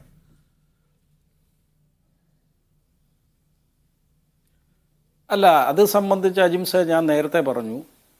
ഈ യഥാർത്ഥത്തിൽ UDF സർക്കാരിൻ്റെ കാലത്ത് ഉമ്മൻചാണ്ടി ഭരണം വിട്ടൊഴിഞ്ഞു പോകുമ്പോൾ 26-29 ബാറുകളെ ഉണ്ടായിരുന്നുള്ളത് അങ്ങേക്കറിയാമല്ലോ. അത് ഹെറിറ്റേജ് ഹോട്ടൽസും അതുപോലെ തന്നെ 5 സ്റ്റാർ ഹോട്ടലിന് മുകളിലോട്ടുള്ള ഹോട്ടൽസും ഉണ്ടായിരുന്നു. അപ്പോൾ ഉമ്മൻചാണ്ടി സർക്കാർ അധികാരത്തിൽ വരുന്ന കാലത്ത് 2014-15 കാലഘട്ടം, അതായത് UDF സർക്കാരിൻ്റെ കാലത്ത് 748 ബാറുകളുണ്ടായിരുന്നു. ആ ബാറുകളിൽ മിക്കവാറുമുള്ള ബാറുകൾ നിർത്തലാക്കുകയാണ് ചെയ്തത്. നിർത്തലാക്കുമ്പോൾ ആരെങ്കിലും കൊണ്ടുപോയി മാണിസാറിന് പണം പിരിച്ചു കൊടുക്കുമെന്ന് പറഞ്ഞാൽ അത് വിശ്വസിക്കാൻ കഴിയുമോ? മാണിസാറിനെ കൊടുക്കാൻ വേണ്ടി തുറന്നു കിട്ടിയില്ല എന്നുള്ളതായിരുന്നു അത് പുറത്തു വരാനുള്ള കാരണമായി പറഞ്ഞത്. ഒരു കാരണവശാലും കേരളത്തിന്റെ മുഖ്യമന്ത്രി ഉമ്മൻചാണ്ടി എടുത്ത ഒരു തീരുമാനം മാണിസാറല്ല ആര് വിചാരിച്ചാലും മാറ്റുവാൻ കഴിയില്ല എന്ന് മാണിസാറിനെ പോലെ 50 വർഷം പിന്നിട്ട ഒരു നിയമസഭാ സാമാജികനും സീനിയർ മന്ത്രിയുമായ അങ്ങേർക്ക് അറിയാമല്ലോ. അപ്പോൾ ഒരു കാരണവശാലും അങ്ങേർക്ക് മാറ്റില്ല. പിന്നെ ഒരു കാര്യം പറയാനായി, ഇവിടെ അഡ്വക്കേറ്റ് ബൽദേവ്, അതായത് LDFന്റെ പ്രതിനിധിയായിട്ട് വന്ന അദ്ദേഹം പറയുന്നത് കേട്ട് കഴിഞ്ഞാൽ ഈ 12 ട്രൈഡേ മാറ്റി അതേപോലെ തന്നെ ബാറുകളുടെ ഈ സമയ നിയന്ത്രണം എടുത്തു കളഞ്ഞാൽ കേരളത്തിലെ എല്ലാ പ്രശ്നങ്ങൾക്കും പരിഹാരമാകുമെന്നാണ് പറയുന്നത്. അതായത് ഇപ്പോൾ നമ്മുടെ പെൻഷൻ കൊടുക്കാൻ പറ്റാത്തവർക്ക് പെൻഷൻ കൊടുക്കാൻ പറ്റും, മരുന്നില്ലാത്ത ആശുപത്രിയിൽ മരുന്നെത്തിക്കാൻ പറ്റും, സിവിൽ സപ്ലൈസ് മാവേലി സ്റ്റോറുകളിൽ സാധനം എത്തിക്കാൻ പറ്റും, കർഷകർക്ക് അവരുടെ കുടിശ്ശിക കൊടുത്തു കഴിഞ്ഞാൽ ആത്മഹത്യയിൽ നിന്ന് അവരെ പിന്തിരിക്കാൻ പറ്റും. ഇതെല്ലാം ചെയ്യാൻ പറ്റുമെന്നാണ്. ഞാനൊരു കാര്യം പറഞ്ഞോട്ടെ, 2016 ഈ 1ാം പിണറായി സർക്കാർ വന്നതിന് ശേഷം ഇന്ന് വരെ സാമാന്യ ജനത്തിന് വേണ്ടി ഒരു നിയമം ഉണ്ടാക്കിയതായിട്ട് അറിയില്ല. പക്ഷേ ഈ ബാർ മുതലാളിമാർക്ക് വേണ്ടി തുടർച്ചയായി നിയമങ്ങൾ എഴുതുകയാണ്. 2016 പിണറായി സർക്കാർ വന്നതിന് ശേഷം ആദ്യം ഉണ്ടാക്കിയ നിയമം, അന്ന് ഞാൻ നിയമസഭയിലുണ്ട്, ആദ്യം ഉണ്ടാക്കിയ നിയമം ഏതാ? അച്യുതാനന്ദനെ പുനരധിവസിപ്പിക്കാനുള്ള ഭരണപരിഷ്കാര കമ്മിറ്റിയുടേത്. രണ്ടാമത്തെ നിയമം നിങ്ങൾ അറിയേണ്ടത് എന്താണെന്നറിയോ? അതായത് രണ്ടാമത്തെ നിയമം എന്ന് പറയുന്നത് 1994 പഞ്ചായത്തി രാജ് ആക്ട് 232 ക്ലോസ് 2ഉം 3ഉം അത് എടുത്തു കളയുക ചെയ്തത്. അതായത് പഞ്ചായത്തുകൾക്ക് പുതിയതായി ബാർ അനുവദിച്ചാൽ പഞ്ചായത്തിൻ്റെ ലൈസൻസ് വേണം എന്നുള്ള നിബന്ധന എടുത്തു കളഞ്ഞു. അതിനുശേഷമാണ് ഉമ്മൻചാണ്ടി സർക്കാർ ക്യാൻസൽ ചെയ്ത ബാറുകളെല്ലാം വീണ്ടും കൊടുത്തത്. വീണ്ടും ബാർ കൊടുക്കുമ്പോൾ എല്ലാം സർക്കാരിൻ്റെ നിയന്ത്രണത്തിലായിരിക്കണം, ഒരു പഞ്ചായത്തിനും ഇതിൽ ഇടപെടാൻ പാടില്ല എന്നുള്ളത്. അതുകൂടാതെ മറ്റൊരു നിയമം കൂടെ കൊണ്ടുവന്നു. UDF സർക്കാരിൻ്റെ കാലത്ത് 200 മീറ്റർ ആയിരുന്നു വിദ്യാഭ്യാസ സ്ഥാപനങ്ങൾ, ആരാധനാലയങ്ങൾ എന്നിവയിൽ നിന്നും 200 മീറ്റർ ദൂരം പാലിക്കണം ഈ ബാറുകൾ പോലുള്ള സ്ഥാപനങ്ങൾ. യൂണിവേഴ്സിറ്റി കോളേജ് അറിയാമല്ലോ, തിരുവനന്തപുരത്ത്, അതിൻ്റെ മുമ്പിലിരിക്കുന്ന ഒരു ഹോട്ടലിന് ലൈസൻസ് കൊടുക്കാൻ വേണ്ടി അതിൻ്റെ പേരിൽ ഇതേപോലെ തന്നെ ഒട്ടനവധി ഹോട്ടലുകൾക്ക് ഈ 50 മീറ്റർ ദൂരപരിധി വെച്ചിട്ട് കൊടുത്തു. ഞാൻ ചോദിക്കട്ടെ, ഈ 50 മീറ്റർ ദൂരപരിധി കൊണ്ടുവന്നത് കേരളത്തിലെ ആർക്കെങ്കിലും വേണ്ടിയാണ്? ബാർ മുതലാളിമാർക്ക് വേണ്ടിയല്ലേ? അപ്പം ബാർ മുതലാളിമാർക്ക് ഈ സൗകര്യങ്ങളെല്ലാം ചെയ്തു കൊടുത്ത് കാലാകാലങ്ങളിൽ ഈ ഏർപ്പാടുകളെല്ലാം നടത്തിക്കൊണ്ടിരുന്നതാണ്. ആ നടത്തിക്കൊണ്ടിരുന്ന ഏർപ്പാട് ഇപ്പോൾ അവസാന ഘട്ടമായപ്പോൾ അനുമോനിലൂടെ പിടിക്കപ്പെട്ടു. അനുമോനിലൊരു അബദ്ധത്തിലൂടെ പറഞ്ഞതാണ്. കാരണം സ്വന്തം ഗ്രൂപ്പുകളിൽ നിന്ന് ആരെങ്കിലും ഒറ്റിക്കൊടുക്കുമെന്ന് അദ്ദേഹം പ്രതീക്ഷ കാണത്തില്ല. അപ്പം അദ്ദേഹം കൃത്യമായി എറണാകുളത്ത് ബാർ സംഘടനകളുടെ യോഗം കൂടിയപ്പോൾ അവിടുന്ന് കിട്ടിയ നിർദ്ദേശമനുസരിച്ച് നിങ്ങൾ എത്രയും പെട്ടെന്ന് 2.5 ലക്ഷം രൂപ വെച്ച് കൊടുക്കണം, അത് ബന്ധപ്പെട്ട ആളുകളുടെ എത്തിച്ചെങ്കിൽ മാത്രമേ ട്രൈഡേയും അതേപോലെ തന്നെ സമയപരിധിയും നീട്ടിത്തരികയുള്ളൂ എന്നുള്ള ബാർ സംഘടനകൾക്ക് കിട്ടിയ നിർദ്ദേശത്തിന്റെ അടിസ്ഥാനത്തിൽ അദ്ദേഹം അബദ്ധത്തിൽ പറഞ്ഞു പോയി. അത് പുറത്തു പോകുമെന്ന് വിചാരിച്ച് പറഞ്ഞതല്ല. അതേ ബാക്കിയുള്ള ജില്ലക്കാരെല്ലാം ഫോണിൽ വിളിച്ച് ഡയറക്ഷൻ കൊടുത്തുകൊണ്ട് അത് പുറത്തു പോയില്ല. അപ്പം ഞാൻ പറഞ്ഞു വന്നത്, എല്ലാ കാലത്തും CPM ഇത് വിറ്റ് കാശാക്കിക്കൊണ്ടിരിക്കുകയാണ്. ഈ പറയുന്ന കേരളത്തിലെ മന്ത്രിസഭയിൽ മുഹമ്മദ് റിയാസ് എന്ന് പറയുന്ന മുഖ്യമന്ത്രിയുടെ മരുമകൻ സൂപ്പർ മുഖ്യമന്ത്രിയായ ചമയാണ്. ഇവിടെ എക്സൈസ് വകുപ്പ് മന്ത്രി രാജേഷ് DGPക്ക് പരാതി കൊടുത്തു. പരാതി കൊടുത്തത് എന്താ? ഗൂഢാലോചനയുണ്ടോ എന്ന് അന്വേഷിക്കണം. കാരണം ഈ രാജേഷിനെതിരായിട്ടല്ലേ ആദ്യം ആരോപണം വരുള്ളൂ. കാരണം എക്സൈസ് വകുപ്പ് ഡയറക്ഷൻ കൊടുത്തു എന്നുള്ള ആരോപണം വന്നിട്ടില്ല എന്ന് അദ്ദേഹത്തിൻ്റെ ഒന്നെങ്കിൽ അദ്ദേഹം ഇതിൻ്റെ അകത്ത് ഇത്രയും പങ്കാളിയല്ല എന്ന് തെളിയിക്കാൻ വേണ്ടിയായിരിക്കും അദ്ദേഹം ആദ്യം തന്നെ DGPക്ക് പരാതി കൊടുത്തതിന് ശേഷം വിദേശത്തേക്ക് പോയത്. അപ്പോൾ ഇവിടെ ആരാണിതിൻ്റെ യഥാർത്ഥ പിതൃത്വമെന്നും ആരാണിതിൻ്റെ ഡയറക്ഷൻ കൊടുക്കുന്നതെന്നും ആരാണിത് എല്ലാം ചെയ്തുകൊണ്ടിരിക്കുന്നതെന്നും ടൂറിസത്തിൻ്റെ യോഗം വിളിച്ചപ്പോൾ മനസ്സിലായി. ഒരു കാര്യം ഞാൻ പറയാൻ ആഗ്രഹിക്കുന്നു, ഈ ടൂറിസം സെക്രട്ടറിമാരും ചീഫ് സെക്രട്ടറിയും ഒക്കെ ചെയ്യുന്നതിൻ്റെ ഉത്തരവാദിത്വം അവർ മാത്രമല്ല, ഗവൺമെൻറ്റിൻ്റെ ഒന്നിച്ചാണ്. അതായത് മന്ത്രിയും വകുപ്പ് സെക്രട്ടറിയും ചേരുന്നതാണ് ഒരു ഗവൺമെൻറ്. അപ്പം ഈ വകുപ്പ് സെക്രട്ടറിമാരോ ഡയറക്ടർമാരോ ഒരു യോഗം വിളിക്കുകയും അജണ്ട തീരുമാനിക്കുകയും ചെയ്യുന്നത് സ്വന്തം മന്ത്രിമാരറിയാതെ ഒരു കാലഘട്ടത്തിലും ചെയ്യുകയില്ല. അങ്ങനെ ചെയ്താൽ അവനെ മാറ്റി അടുത്ത സെക്രട്ടറിമാരെ വെക്കും. അതാണ് ഈ കേരളത്തിൽ എല്ലാ കാലഘട്ടങ്ങളിലും ഭരണരംഗത്തുണ്ടായിരിക്കുന്ന കീഴ്വഴക്കം. അപ്പം ഈ ടൂറിസം മന്ത്രി അറിയാതെ അജണ്ട തീരുമാനിക്കില്ല. അപ്പം എക്സൈസ് വകുപ്പും പണം കിട്ടുന്ന വകുപ്പും അതിൻ്റെ സൂപ്പർവിഷനും അദ്ദേഹത്തിൻ്റെ ഭരണവുമെല്ലാം ഈ പറയുന്ന PWD ടൂറിസം മന്ത്രി ഏറ്റെടുത്തിരിക്കുന്നു എന്നുള്ളതിൻ്റെ ഏറ്റവും വലിയ തെളിവാണ്. ഇതിലൂടെ കോടികളുടെ അഴിമതിയാണ് നടന്നിരിക്കുന്നത്. പണം വാങ്ങി ഇത് കേരളത്തിന് പുറത്തേക്ക് പോയിട്ടുണ്ടെന്നാണ് ഇപ്പോൾ അറിയാൻ കഴിയുന്നത്. കാരണം 51 സീറ്റിലെങ്ങാണ്ട് ഇന്ത്യയിൽ മൊത്തം ഈ ഇന്ത്യ മുന്നണിയുടെ ഭാഗമായി മറ്റ് സ്റ്റേറ്റുകളിൽ മത്സരിച്ചിട്ടുണ്ട്. അവിടങ്ങളിലൊക്കെ പണം കൊടുക്കാൻ ഇവിടുന്നല്ലാതെ വേറെ മാർഗമില്ല. AK സെൻറ്റർ ഡൽഹി പ്രവർത്തിക്കണമെന്നെങ്കിൽ ഇവിടുന്ന് കൊടുക്കാതെ മാർഗമില്ല. എന്തായാലും ഈ പണമൊക്കെ സ്വല്പം അങ്ങോട്ടേക്കും ചെലവഴിച്ചിട്ടുണ്ടാകും. ഇതിൻ്റെയൊക്കെ പേരിലാണ് ഈ പണം പിരിച്ചുകൊണ്ടിരിക്കുന്നത്. ഞാനൊരു കാര്യം കൂടി പറയാൻ ആഗ്രഹിക്കുന്നു. ഇപ്പോൾ മഴ ചെറുതായി പെയ്താൽ പുഴയിലെല്ലാം വെള്ളം കയറുകയാണ്, പുഴ കവിഞ്ഞൊഴുകുകയാണ്. ഈ പുഴയിൽ നിന്നും മണൽ വാരിയെടുത്താൽ ആ മണൽ എന്തിനുപയോഗിക്കാം? നിർമ്മാണ പ്രവർത്തനങ്ങൾക്ക് ഉപയോഗിക്കാം. ഇപ്പോൾ കരയോടൊപ്പിച്ച് മണൽ വന്ന് കടിഞ്ഞു കിടക്കുകയാണ്. ഒരു കാരണവശാലും വാരാൻ സമ്മതിക്കുകയില്ല. ഇടയ്ക്ക് അവരൊരു നിർദ്ദേശം കൊടുക്കും, ഞങ്ങളിപ്പം പുഴയിൽ നിന്ന് മണൽ വാരാൻ തീരുമാനിക്കുകയാണ് എന്ന് പറയും. അപ്പോൾ എന്ത് ചെയ്യും? ക്രഷറുകാർ മുഴുവൻ കൊണ്ടുവന്ന് ഇതേപോലെ തന്നെ പണം കൊടുക്കും. ഇവിടെ ഈ CPMന്റെ സ്വത്തുക്കളിൽ ഭൂരിപക്ഷവും അല്ലെങ്കിൽ പണത്തിന്റെ സ്രോതസ് ഈ അബ്ഗാരികളും അതേപോലെ തന്നെ ഇവർ രണ്ട് കൂട്ടരുമാണ്.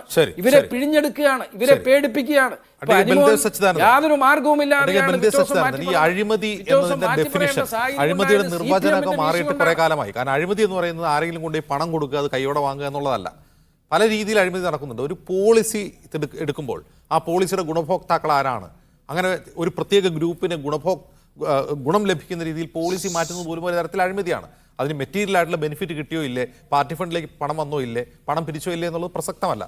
ഇവിടെ പല രീതിയിൽ ഇത് അഴിമതിയായി വ്യാഖ്യാനിക്കപ്പെടാവുന്നതാണ്. മാത്രമല്ല ഇത്തരം ഒരു കേസിലാണ് ഒരു മുഖ്യമന്ത്രിയെ പിടിച്ച് ED അകത്തിട്ടത് കൂടി ഓർക്കണം.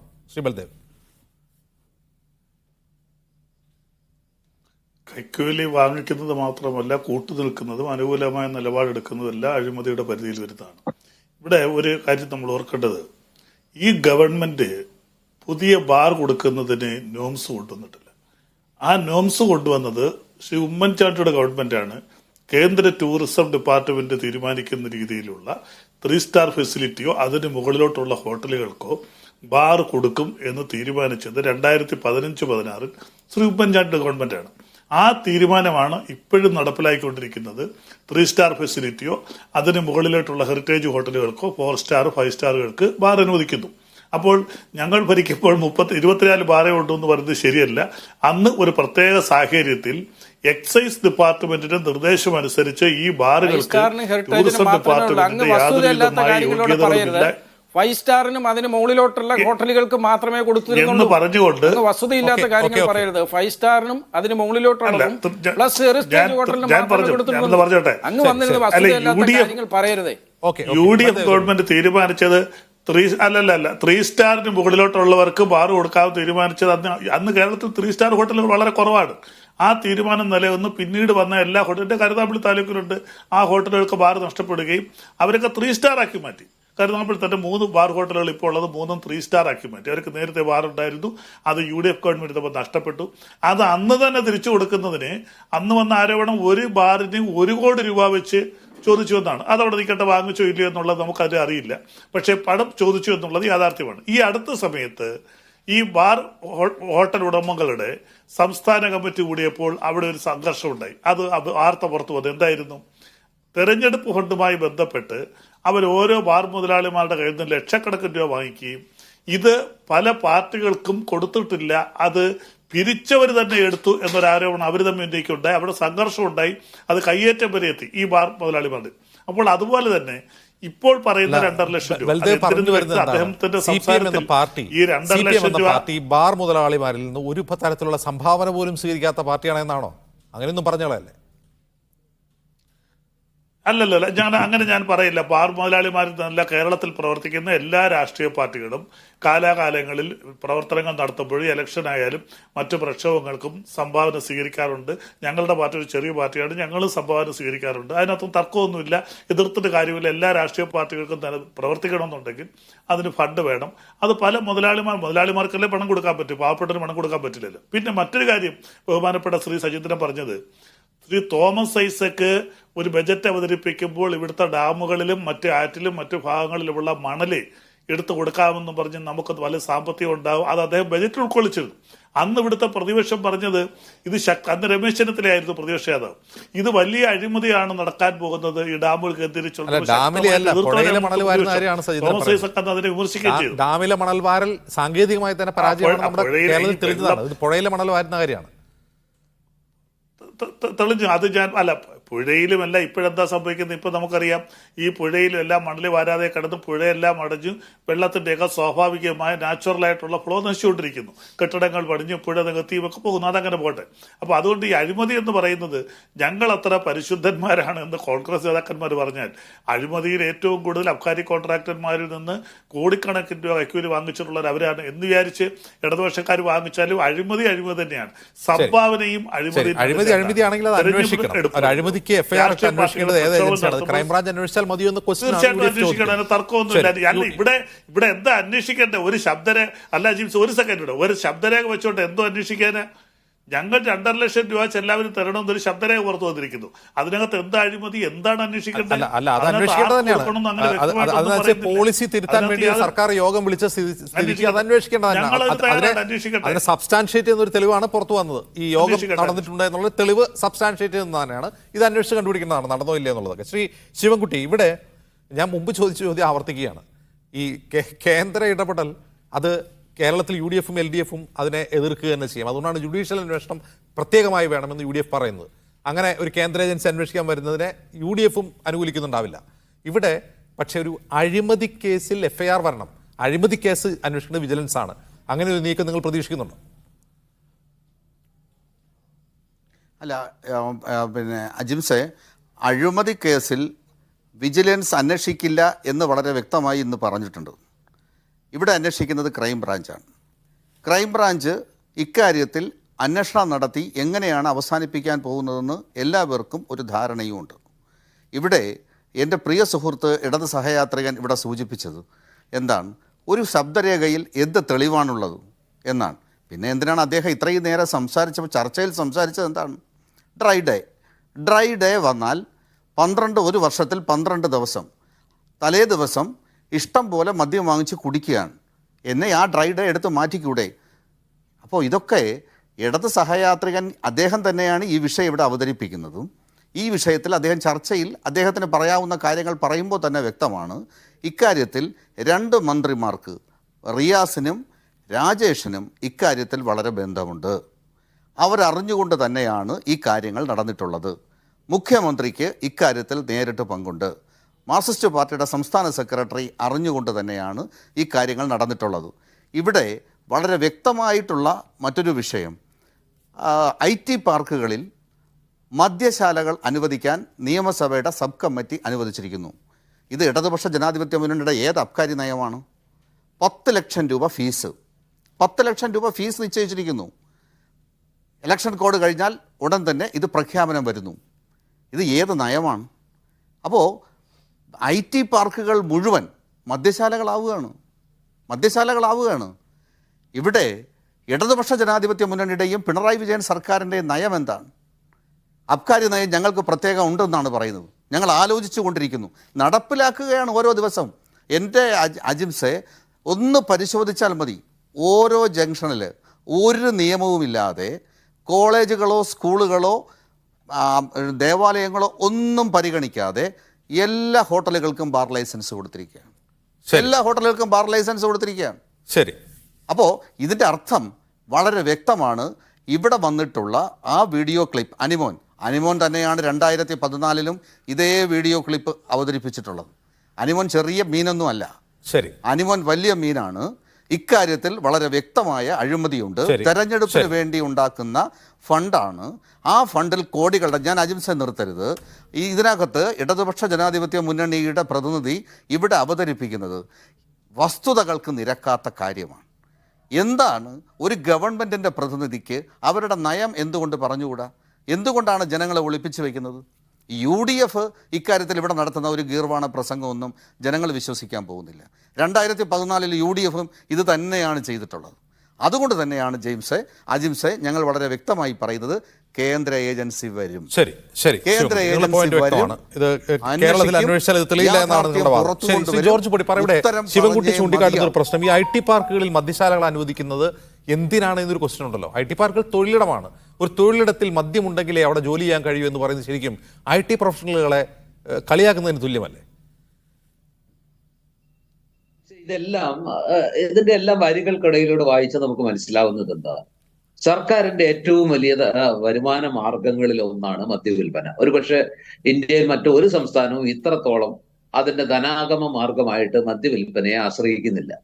കേരളത്തിന്റെ ഗുരുതരമായ സാമ്പത്തിക സ്ഥിതിയിൽ സർക്കാരിന് ഉറപ്പാക്കാവുന്ന വരുമാനം എന്ന് പറയുന്നത് ഏറ്റവും എളുപ്പത്തിൽ ഈ കൂടുതൽ മദ്യശാലകൾ തുടങ്ങുക, അങ്ങനെ കൂടുതൽ പേര് മദ്യപിക്കുക, അതിലൂടെ പരമാവധി, അതിപ്പോ എത്ര ഉയർന്ന നികുതിയാണ് ഏർപ്പെടുത്തിയിരിക്കുന്നത് നമുക്കറിയാം. അപ്പൊ ഈ IT പാർക്കുകളിൽ ഈ പറഞ്ഞ പോലെ അവരൊക്കെ ഒരുവിധം മാന്യമായി ജോലി ചെയ്യുന്നവരാണ്. ഇപ്പോൾ അത്യാവശ്യക്കാരൻ വേണമെങ്കിൽ അതിന്റെ തൊട്ടപ്പുറത്ത് തന്നെ IT പാർക്കിൽ അല്ലെങ്കിൽ അതിനോട് അടുത്ത് തന്നെ മിക്ക സ്ഥലങ്ങളിലും ബാറുകളുണ്ട്. ഇനിയിപ്പോ അതിനകത്ത് തന്നെ ബാർ തുടങ്ങി പരമാവധി സമയത്ത് ഈ ഡ്യൂട്ടി സമയത്ത് പോലും ഒന്ന് അങ്ങോട്ടോ ഇങ്ങോട്ടോ മറിച്ച് രണ്ടെണ്ണം അടിച്ചു വരാവുന്ന ഒരു സ്ഥിതി സൃഷ്ടിച്ചു കൊടുക്കുന്നതൊക്കെ ഒരു പരിഷ്കൃത സർക്കാരിന് ചേർന്നതാണോ? ഒരു വശത്ത് മദ്യവർജനമാണ്, ബോധവൽക്കരണമാണ് നയം എന്ന് പറയുന്നു. മദ്യം കുറെയെങ്കിലും കുറയ്ക്കാൻ കഴിയുന്നത് ഒരേ ഒരു മാർഗത്തിൽ കൂടെയാണ്. അത് കിട്ടുന്നത് അത്ര എളുപ്പമല്ലാതാക്കുക, വളരെ അനായാസം ഈ മദ്യം കിട്ടുന്ന ഒരു സാഹചര്യം കുറയ്ക്കുക എന്നത് മദ്യത്തിന്റെ ഉപഭോഗം കുറയ്ക്കാനുള്ള ഒരു മാർഗമായിട്ട് യൂണിവേഴ്സലായിട്ട് അംഗീകരിച്ചിട്ടുള്ളതാണ്. ഇപ്പൊ കേരളത്തിൽ നമുക്ക് കണ്ടു 801 ബാറുകൾ, അതുപോലെ തന്നെ ഏതാണ്ട് തത്തുല്യമായ രീതിയിൽ ബിവറേജസ് കോർപ്പറേഷന്റെ ഔട്ട്ലെറ്റുകൾ. ഇപ്പൊ തൽക്കാലം ഇതില്ലാത്ത ഇതെന്ന് പറയുന്നത് ഈ പറഞ്ഞ IT പാർക്കിലാണ്. അവിടെയും ആയിരക്കണക്കിന്, പതിനായിരക്കണക്കിന്, ലക്ഷക്കണക്കിന് ചെറുപ്പക്കാരാണ് ടെക്നോ പാർക്കിലും ഇൻഫോ പാർക്കിലും അതിന്റെ സ്പെഷ്യൽ എക്കണോമിക് സോണിലും അതുപോലെ തന്നെ സ്മാർട്ട് സിറ്റിയിലും ഒക്കെ ആയിട്ട് ജോലി ചെയ്യുന്നത്. അപ്പൊ അവിടെ എല്ലാം ഇനി ബാറുകൾ തുടങ്ങിയാൽ ഫലം ഒന്നേ ഉള്ളൂ, സർക്കാരിന്റെ വരുമാനം കൂടും, കൂടുതൽ ആളുകൾ മദ്യപിക്കും. IT പ്രൊഫഷണലുകളുടെ എന്താണ് പ്രൊഡക്ടിവിറ്റി, അവരുടെ ഒരു എന്താണ് ഗുണനിലവാരമുള്ള ഒരു ഔട്ട്പുട്ട് എന്താകും എന്നുള്ള കാര്യത്തിൽ എനിക്ക് സംശയമുണ്ട്. കാരണം തൊഴിൽ സമയത്ത് ആളുകൾ മദ്യപിക്കുക എന്നുള്ളത് എന്തായി മാറും എന്നുള്ളതാണ് ഏറ്റവും പ്രധാനപ്പെട്ട ക്വസ്റ്റ്യൻ. വളരെ നന്ദി Shri George Podippara, Shri Baldev C. Sivankutty, VP Sajeendran ഇത്രയും സംസാരിച്ചു.